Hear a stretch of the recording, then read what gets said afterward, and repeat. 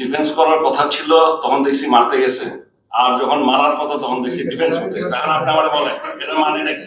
এখন আমাকে এইসব জিজ্ঞেস করে লাভ আছে? আচ্ছা বলেন, আপনারা খেলা বোঝেন না? মানে এটা কি উত্তর দিব আমি, বলেন তো? পাবন ভাই আপনি যেটা বললেন, পাবন ভাই একদম আপনার সূত্র ধরে যে ডিফেন্স করার কথা যখন ছিল তখন মারতে গেছে, আর যখন মারার কথা ছিল তখন ডিফেন্স করতে গেছে। তার মানে হচ্ছে 12 ওভার 1 বলের মধ্যে জেতার চেষ্টা করেনি, মানে যেটা তাদের করার উচিত ছিল সেটা তারা করে নাই।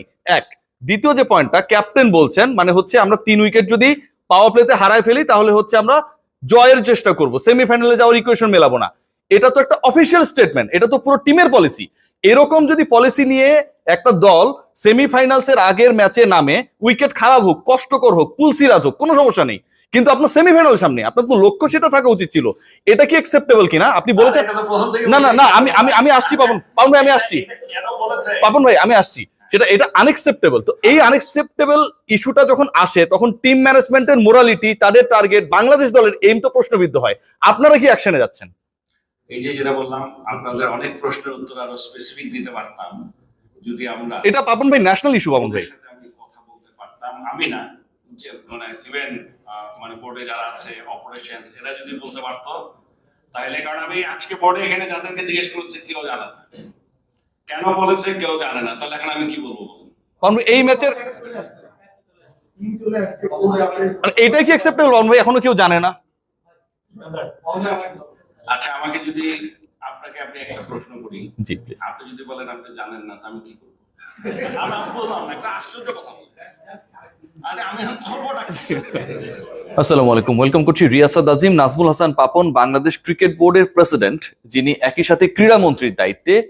তিনি বাংলাদেশ ক্রিকেট বোর্ডের সভা শেষে যখন ব্রিফ করছিলেন এবং সেই জায়গায় বাংলাদেশের বিশ্বকাপের সফলতা ব্যর্থতা ইস্যুতে আমি প্রশ্ন করার চেষ্টা করেছিলাম, জানানোর চেষ্টা করেছিলাম যে আসলে যেটা একটা ন্যাশনাল ইস্যুতে পরিণত হয়েছে, বাংলাদেশ দলের যেখানটায় লক্ষ্য নির্ধারণ করা দরকার ছিল, যত কঠিন পথ হোক না কেন, উইকেট যত কঠিন হোক না কেন, টার্গেট যত কঠিন হোক না কেন, দুরূহ হোক না কেন, যেহেতু সেমিফাইনালসের একটা ইকুয়েশন আমাদের সামনে রয়েছে, 12 ওভার 1 বলে 115 রান করা যত টাফ হোক না কেন, আমরা সেই লক্ষ্যে যাবার ক্ষেত্রে যখন পাওয়ার প্লেতে 3 উইকেট হারিয়ে ফেলবো, তারপর আমরা লক্ষ্যচ্যুত হয়ে যাব, একটা জয় পেলেই আমরা খুশি, আমরা সেমিফাইনালসের জন্য খেলবো না, এই স্টেটমেন্ট যখন জাতীয় দলের ক্যাপ্টেনের কাছ থেকে আসে, এবং এটা তো টিম ম্যানেজমেন্ট হিসেবে যারা তাদের কাজ করছিলেন সেখানটায় তাদেরই বক্তব্য, ক্যাপ্টেন কথা বলেছেন মিডিয়ায়, যে কারণে ক্যাপ্টেনের কাছ থেকে সেটা এসেছে, এটা কোনোভাবে কি অ্যাকসেপ্টেবল?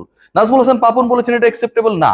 যদি অ্যাকসেপ্টেবল না হয়, আমরা পয়েন্টে আসি, যদি অ্যাকসেপ্টেবল না হয় এরকম একটা বক্তব্য, আনুষ্ঠানিক একটা বক্তব্য, তাহলে বাংলাদেশ দলের যে লক্ষ্য, বাংলাদেশ দল পরিচালনা, বাংলাদেশ দলের গোল সেট করা, এই ডিসিশনস মেকিং গুলোর সাথে যারা জড়িত ছিল তাদের ভূমিকা তো প্রশ্নবিদ্ধ হয়, তাদের যোগ্যতা তো প্রশ্নবিদ্ধ হয়।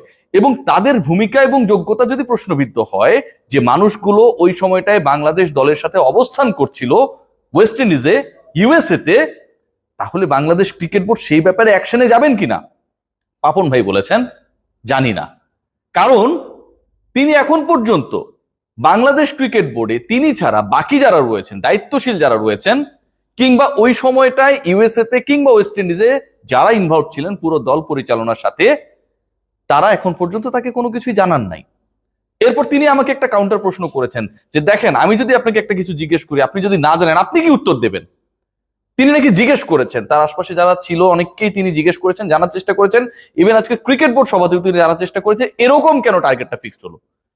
বিসিবি প্রেসিডেন্ট নিজেই বলছেন যে লক্ষ্য বা যেই লক্ষ্যকে কেন্দ্র করে বাংলাদেশ দল ওই পার্টিকুলার ম্যাচে আফগানিস্তানের বিপক্ষে নেমেছিল সেটা কোনোভাবে অ্যাকসেপ্টেবল না, তিনি নিজে বলছেন। কিন্তু এই লক্ষ্যটা কে নির্ধারণ করলো, কে টার্গেট ফিক্সড করলো, কে ডিসাইড করলো যে বাংলাদেশ পাওয়ার প্লেতে 3 উইকেট হারিয়ে ফেললে আর সেমির লক্ষ্যে খেলবে না? এই প্রশ্নের উত্তর বাংলাদেশ ক্রিকেট বোর্ডের কেউ জানে না। বিসিবি প্রেসিডেন্ট, ক্রীড়া মন্ত্রী নাজমুল হাসান পাপন জানেন না, তার বোর্ডের অন্য যারা রয়েছেন তারা জানেন না, এবং কোচ ক্যাপ্টেন এই ব্যাপারে এত বড় একটা ঘটনা ঘটে যাবার পরও যারা সংশ্লিষ্ট রয়েছেন তাদের সাথে জানানোর কিংবা যোগাযোগ করার এই ইস্যুতে অন্তত ফিল করেননি গুরুত্ব। খুব অবাক করে না ব্যাপারটা? বাংলাদেশ ক্রিকেটের সবচেয়ে ইন্টারেস্টিং, সবচেয়ে ফ্যাবুলাস একটা হিস্ট্রি হতে পারতো বাংলাদেশ যদি সেমিফাইনালসে যেতে পারতো। যেই পার্টিকুলার ম্যাচের পুরো 11 সিলেকশন এবং ব্যাটিং অর্ডার নিয়ে প্রশ্ন রয়েছে, সেই ব্যাপারে বাংলাদেশ দল দেশে ফিরে আসার 5 দিন পরেও বাংলাদেশ দল তাদের ওয়ার্ল্ড কাপে লাস্ট ম্যাচ খেলা 10 দিন পরেও এখনো অফিসিয়ালি কেউ কিছু জানে না। আমার প্রশ্ন, জানবে কে তাহলে? কবে জানবে?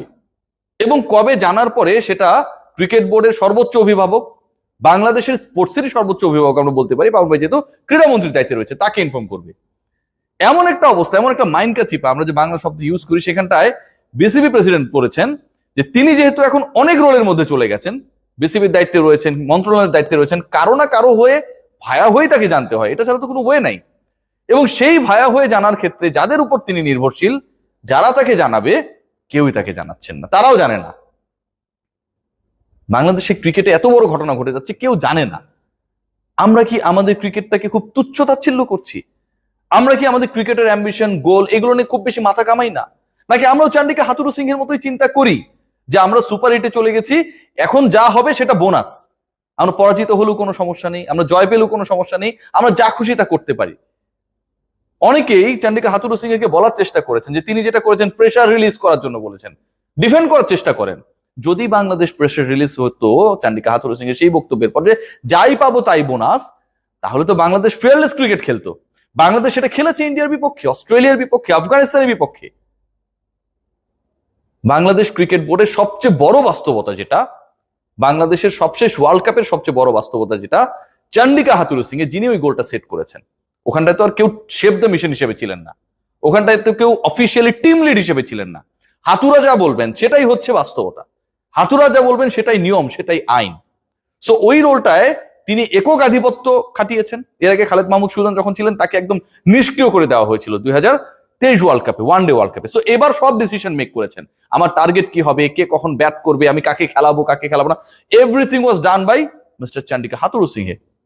যেহেতু কেউ জানে না, পাপন ভাই জানে না, বোর্ড ডিরেক্টররা জানে না, ক্রিকঅপস জানে না, ডেভেলপমেন্ট কমিটি জানে না, কেউই জানে না, তার মানে চান্ডিকা হাথুরু সিংহে তিনি অ্যাবভ অল, তাকে সেই প্রশ্ন করার আমার কাছে যেটা মনে হয় যে সেই গাটসের জায়গাটা বাংলাদেশ ক্রিকেট বোর্ডে কারোর মধ্যে নেই। এটা বিশ্বাসযোগ্য। তিনি তো এমপ্লয়ি, বাংলাদেশ ক্রিকেটকে সার্ভ করার জন্য এভরি মান্থ তাকে হচ্ছে রেমুনারেশন দেওয়া হয়।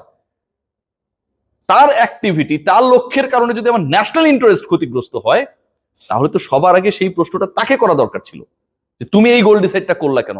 নাজমুল শান্ত বলেছে ঠিকই, নাজমুল শান্ত গালি খাচ্ছে, নাজমুল শান্ত কিনে ট্রল হচ্ছে, মিমস তৈরি করা হচ্ছে, এই জিনিসগুলো হচ্ছে কারণ হচ্ছে নাজমুল শান্ত অ্যাজ দ্য ক্যাপ্টেন তিনি মিডিয়ার সামনে আসছেন।